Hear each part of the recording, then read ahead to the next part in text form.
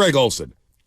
I mean, he's quickly becoming one of my favorite analysts in all of football here. I think he brings the heat. I think he does a hell of a job. He had a hell of a Super Bowl last year with Kevin Burkhardt, of course, on Fox Sports. He'll be on the call this Saturday when the Niners try to stifle the Green Bay Packers, who had a big-time upset last week in Dallas. Greg, good morning, man. Welcome to 95.7 The Game. Bonte Hill, Joe Shasky, how you doing this morning? I'm doing great, guys. Good morning. How's it going? Good morning, man. We're fired up to talk to you. We're fired up to talk about this football game. Obviously, a lot of variables here, and everybody loves to talk about the quarterback. So you're up close and personal to watch Jordan Love last Sunday in Dallas, and we're all shocked. Not that Jordan Love isn't a good quarterback, because he has been one of the hotter quarterbacks down the stretch here over the last 9 weeks. It's just the way they took apart the Dallas Cowboys. You're there up close and personal. What did they do so well to really have the Cowboys confused there defensively? Yeah, leading into the game, I think, as we kind of broke it down and we prepared for the call, I think we actually had a pretty good feel that offensively Green Bay was going to be okay. I think the biggest factor that we knew going in was the better Green Bay's defense could play. And obviously that Dallas offense led the league in scoring and was, pretty much unstoppable at home, was the better Green Bay's defense could play, especially early, the longer it would allow Green Bay to play their style, right? Green Bay is not going to be a shotgun, drop back, throw the ball a million times. That's not Matt LaFleur. That's not their offense. It's not what's made them, the back half of the season be, one of the best offenses in the entire league. It was the ability to be in, run situations and play from under center and play action pass and give the ball to Aaron Jones, who's on a 4-game kind of heater. But you're only able to operate that way if you're not playing from behind and the defense isn't giving up points every possession. So really, we thought the emphasis going into the game was really on Green Bay's defense, and because they played so well, they forced the early turnover by Jair Alexander when they were up 7-0 to make it 14, and then obviously the pick six by Savage to make it 27. But once you find yourself up 2-3 and then eventually 4 scores, that's exactly where Matt LaFleur and Jordan Love and this offense is comfortable, because now you sell out to stop their run game, and they're throwing the ball to this young, talented group down the field. And then you try to play the play action stuff, and they hand the ball off to Aaron Jones. So the balance of their offense is their strength, but the balance of their offense is only able to be used when they're not losing and when they're winning by as much as they were against Dallas. Maybe it's the arrogance in 49er fans, myself, watching this team all year. They've been dominant all year. It's hard to unsee the Green Bay Packers, though, smashing the Cowboys the way they did. I thought of the Cowboys in high regard. But had the game been played a week prior, and it was Niners-Packers, and the Cowboy game had never existed, wouldn't we be viewing this matchup differently? Yeah, right. We're all victims of the moment, right? We're all creatures of what we've seen last, and we make our decisions based on that. A couple weeks ago, when the 49ers had, a tough night and some unlucky bounces went against them against Baltimore, it felt like everybody jumped off the 49er bandwagon. It kind of goes both ways. And, in neither situation is it fair, but that's the nature of the hot reaction kind of world that we all live in, especially around the NFL this time of year. So, I think you're exactly right. I think when you see a team like Green Bay go on the road as a 7 seed and beat, what's been one of the better teams across the entire league, and especially at home, and not just beat them. It was 27-0 with 2 seconds left in the first half, right? They punched in the last touchdown to make it 27-7 at the break. But, it was a pretty thoroughly all phases of the game handling. And, I think you're as good as your last outing in the NFL, and you're as bad as your last outing in the NFL, at least in the eye of the perception.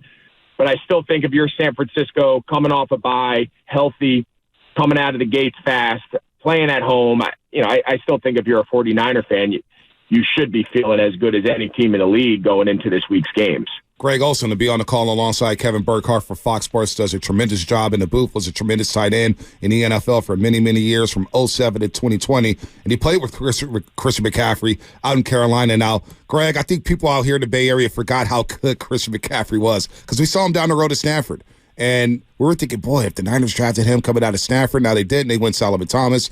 Chris McCaffrey goes to the East Coast. But then last season on this show, we're thinking, boy, the Niners, they got a home run hitting running back. How cool would that be in the Shanahan offense? And they went to go make the trade for Chris McCaffrey. Nobody remembers the picks they gave up for Chris McCaffrey because he's been that good. seeing him against this Packers defense in that run game, how good is this Packers run defense, and how are they going to be able to slow down Christian McCaffrey, because he does so many different things on the football field? Yeah, I mean, obviously Christian's a close friend of mine. Played with him for years in Carolina. I was his teammate for his 1,000 year, and I could go on. We could do an entire show on just Christian McCaffrey and the way he prepares and the type of guy he is. And I don't think I'm telling anybody out there anything they don't already know. But I think what makes McCaffrey unique in the scope of on the field is there's typically two types of backs in the league, right? There's the every down kind of bell cow, gets the hard yards. He's getting third and shorts. He's asked to punch it in the goal line. He's got to do the dirty between the tackle runs and kind of go up there and muddy it up. And then there's the home run guy. There's the guy that they try to get on the perimeter. They throw screens. They use them in the passing game. On most teams, that's two different guys, right? On most teams, that's a committee approach, and they try to, use each guy towards his strengths. What's unique about Christian is he's both. He's the guy that you want to give for the tough runs, the gotta-have-it runs, but then he's also the guy that Shanahan is as good as anybody in the league, finding matchups, using him out of the backfield in the passing game, running choice routes, running slot receiver routes. I mean, he could play slot receiver in the NFL if that's what he committed himself to. So he's just unique in that regard, because while most teams in today's NFL on defense are saying, okay, if I gotta choose, I'm going to stop the passing game because you can score a lot quicker, generate a lot more explosive plays in the air than you can traditionally on the ground. San Francisco is really the exception to that rule. Their ability to generate explosive runs is what really makes their run game such a threat. And I think that's why teams come into games taking it away. It's less about the gross yards. It's less about that. It's the explosive nature of Christian and that scheme that Shanahan has that scares defense. They're not worried about your run game going 4 or 5 yards a clip. They're worried about McCaffrey first play of the game taking it the distance like he did a few weeks ago. That's what scares teams. And then all of a sudden from there, Brock Purdy's throwing against 8-man boxes on first and second down, and he's got one of the best skill groups in the league, and obviously one of the best quarterbacks in the league. So it all goes hand in hand. But McCaffrey, in my mind, he's the linchpin of the entire thing. Yeah, I mean, I think we all agree on that one. You keep referencing Brock Purdy. A lot's been made of Brock Purdy this year, especially from like a national level. Is he good? Is he really, really good? Is he the bus driver, or is he the passenger? And I don't know. When I watch the guy play, I just feel like he's got a great feel, command. He understands where the blitzes are coming from. He's very accurate. He does so many little things well. Obviously, you know the game inside and out because you played it. You're friends with CMC. What are some of the things that maybe the novice on their couch doesn't pick up on? What are the guys behind the scenes saying about this guy, which proves to you he's got it? I think the two biggest things that stand out when you watch the tape and you really kind of dive into this offense, I think, well, before that, I think there's a lazy narrative out there that just because you have a great coach, which obviously Kyle Shanahan is, and just because who also is a great play caller, and then also because you're surrounded by really good talent, that somehow that minimizes the type of player that you are. And I think throughout history, we haven't really applied the same guidelines to other right? And we never held it against Kurt Warner. He's a Hall of Famer, rightfully so. No one ever said, yeah, but he had a Hall of Fame left tackle. Okay, so does Purdy. He had 2 Hall of Fame receivers. He had a Hall of Fame running back. So, Peyton Manning played with some of the best wide receivers in history. For whatever reason, everyone loves to use that against Purdy. So I think that narrative hopefully starts to play itself out because all the kid does is play at a high level since he took over. But back to the original point, I think the two biggest things that stand out, he's an elite processor. He is able to eliminate reads. He's able to eliminate sides of the field based on coverage. He is a really, really quick processor of information, which allows him to make fast decisions and get the ball to the appropriate place on time, which then leads to obviously the big yards after catch, which is accuracy and delivering the ball on time while the guy is open and allowing him to run. So I think that's number one. And then I think on number two, of all the great things San Francisco does really on both sides of the ball, and they're obviously, at the top of the list in pretty much every category, they're middle of, with the exception of Trent Williams, it's a middle of the road offensive line pass protection-wise. They're by no means bad, but they're not one of these, like, dominant offensive lines from the drop-back pass standpoint. I think Brock Purdy has done an unbelievable job playing from dirty pockets, playing with pressure, playing with guys at his feet. You know, he leads almost every category in the league, yards per attempt, completion percentage, all the important metrics under pressure. And I think most quarterbacks in this league operate at a clean pocket pretty well. I mean, if they couldn't do that, they wouldn't be in the league. But, man, his ability to operate from a messy pocket, his ability to make off-platform throws, his ability to keep his eyes downfield when protection's not perfect, I think that is another element that kind of separates him from a lot of young guys around the league. Greg Olsen here on the Morning Roast, courtesy of the Boxer and Gerson guest line. He'll be on a call Saturday. Does a tremendous job for Fox Sports. Really love your work, Greg. In the booth there, you're a great tight end as well. Real quick before we get into that, Green Bay, what they did to Dallas. Obviously, you mentioned the 2 picks, right? The pick 6 by Darnell Savage to make it 27-0. Jair Alexander picking it off when it was 7-0. Then slowing down the run game early there. What can the Packers defense do to befuddle Brock Purdy? Because now we're starting to hear some talk. Devontae Wyatt talking about, hey, if we put pressure on Brock, we could create some turnovers. It's almost a guarantee. What can they do to really do to stifle this Niners offense? Because you just mentioned it here. They got 2 wide receivers in Debo and Ayuk who are ballers. George Kittle's probably the best tight end in football outside of Travis Kelce, and he was probably better and more productive this season. So what can Green Bay do to replicate that performance defensively against the 49ers? Yeah, I think it's a little bit of a different animal this week. I think last week they were able to go into that game against Dallas and say, okay, everything against Dallas starts with the passing game, right? First down passing, best team in the league. You know, they're still good on third down. Like everything was about Dak, CeeDee Lamb, and the passing game. The running game for Dallas this year was a little bit of an afterthought. Now, people say, oh, you got to have some more balance. They led the league in scoring. And the reality is in the NFL, you score by throwing the ball. The fastest way to score, explosive pass plays. The easiest way to score is through the air. And they had one of the best quarterbacks who had an MVP type season in Dak, and the best arguably the best wide receiver in the league in CD with, again, other talented guys around them. So I think they went into that game saying, okay, I can play more 4-down fronts on first and second down when they had traditionally been 5-man fronts in their base personnel. They were traditionally a single high safety team, played a lot more 2 high, saying, all right, let's keep the ball in front of us and let's rally tackle. Now, part of that was the game plan coming in, but also part of that was the score got so out of hand, Green Bay was able to play that style of defense and just say, hey, just don't let them throw and score quick over our head. We're up by 4 scores. So I think you have to be careful defending San Francisco that way. I think the only down San Francisco is a pass-heavy team is first down.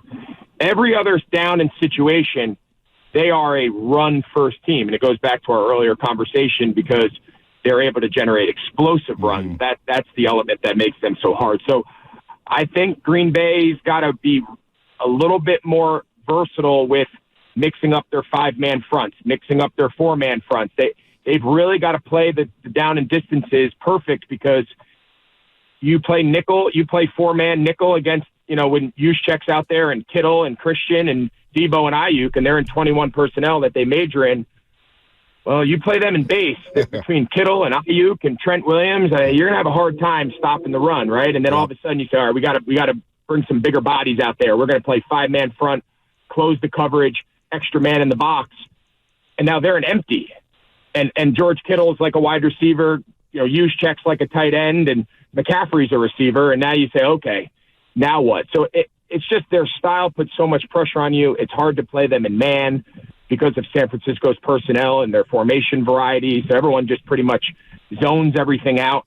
It is the best offense in the league for a reason. Combination of scheme, combination of obviously elite personnel, and it's just a little bit of a different animal in their balance that Green Bay didn't have to really worry about last week against Dallas. Breaks it down so well. He's Sasky. so good. I love it. You play with Peppers in Chicago before he was with Carolina and before you had joined Carolina. Then you play with Luke Kuechly. Like, I'm looking at 2 guys on this defense because the defense the pass rush evaporated, especially in that Dallas Cowboy playoff game last year.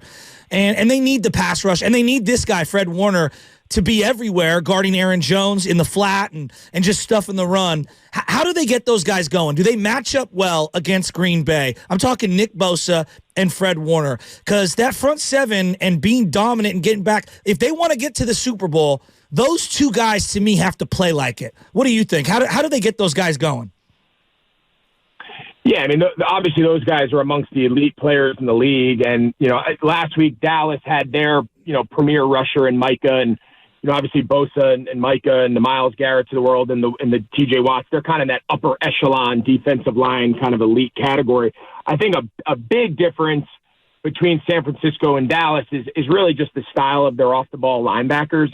Dallas kind of plays that dime. All those linebackers are, 210-pound safeties who are fast and physical, but they're built to defend the pass. They're built to play with the lead. That's by design, Dan Quinn and Mike McCarthy, how they built that roster. And, it's obviously served them well, overall. They've struggled in the playoffs.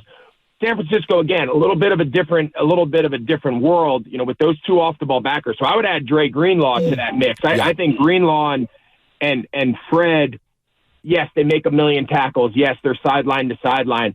I think the difference that those guys bring is it is very hard to throw the ball in between the hash marks. It's very hard to attack the middle of the field and play action and all that, because Fred and Dre they're big, they're long, they've got great instincts. They can tell the difference between play action pass and handoff based on how the guard comes out of his stance. You don't see him take those big play fakes and get sucked up and let the guy get behind him. So I think Fred's one of the elite players regardless of position on the defensive side of the ball. I think Dre Greenlaw is kind of he's their enforcer. He's their thumper. He's their banger. I mean, he's coming to punish guys when he gets to the ball. Their ability off the ball to run, tackle, limit yards after catch in space, and defend the pass. I think linebacker, that specific position, I think is the key this week for San Francisco, because there's other good D lines, right? There's other good pass rushers. They just did a great job last week against Parsons. And again, I'm not saying they're going to stifle Bosa. Very few teams have the linebackers to go along with the front that San Francisco does. No, that's such a great point. You talk about tackling. We saw that with Philadelphia on Monday night against Tampa Bay. 6-yard pass plays, going for 50-yard touchdowns there. You got to tackle at this time of the year. It's all about the trenches, of course. Greg, real quick before we let you go, we enjoy you so much on the broadcast. We're so glad that you joined us today, because all season long, whenever you do a Niner game and you're the color analyst for a 49er game, we're like, man, Greg Olsen really brings it. Absolutely. When did you know? Because we know you started broadcasting as a player. It's a very unique situation. But when did you know full-time that, you know what, I'm going to make a career out of it? And by the way, you should remain the number one team once that quarterback decides if he wants to be a broadcaster or not. Well, I appreciate it. It's funny. If I had to pick one fan base that I hear from the most that thinks I don't like them, I would have to say it's San Francisco. And really? I can't quite figure out. No. Yeah, it's very interesting. I swear. No, they don't. They don't say that I don't like me on the games. They say that I don't like San Francisco, which couldn't be further from the truth. We cheer for close games, but it's also our job to. We're going to criticize things that are wrong, and we're going to praise both teams when they do things right. And just because this weekend we praise San Francisco doesn't mean we're cheering for them. And just because we talk about how great Jordan Love is and all that doesn't mean we are cheering against San Francisco. So that's kind of the nature of the beast. So I appreciate you guys saying that. And, I don't really know if there was really a moment. I had some cool opportunities back in 2017. I was still playing here in Carolina, and it was a bye week, and I had done a Fox audition a couple years, maybe an off season or two earlier. I remember the exact year. And they asked me, they said, hey, on your bye week, would you like to join a 3-man booth with Charles Davis and Kevin Burkhardt and join that booth? At the time, they were the Fox number 2 crew. And we went up to Minnesota and called the Vikings game. And I did that on my bye week as a current player. So I did it in 17. Yep. Really enjoyed it. And then in 19, they let me come back and do it as a 2-man booth with Kenny Albert. So that was my first time in there just by myself, no other analyst. And they said, whenever you retire, we have a spot for you. So my first year, I was able to join Kevin on the B crew. And then, of course, everything went down the last 2 years ago. And Nah, we'll see. And as you referenced, we'll see what happens. Nah, you've done a great job. I think in the Super Bowl, man, you were on it, man. I truly, we enjoyed it. And you're a tight end. We always see these quarterbacks in the booth with DBs. Yeah, he is a mind. See, Greg, I'm not going to admit. Well, I'm going to admit I'm a Florida State fan, but I have respect for the U. I do have respect for the U. Greg, before you get out of here, this is how you win over the Bay Area. You go on that broadcast on Saturday night and you say, I went on with the guys on the morning roast on 95.7 The Game. I'm now a roaster. And trust me, you will get unanimous approval. You can walk through the Excelsior right now with your head high. Fair enough. Hey, that might be my open. And by the way, our producer went to the University of Miami, so he may be more excited than us. So, Greg, thanks so much for the time. We appreciate it, man. Have a great call Saturday. We really enjoy you in the booth with Kevin Burkhardt. All right, guys. Thanks so much. Appreciate you having me. Take care. Anytime. Greg Olsen here on the Morning Roast on 95.7 The Game, courtesy of the Boxer Girls and Guest Line.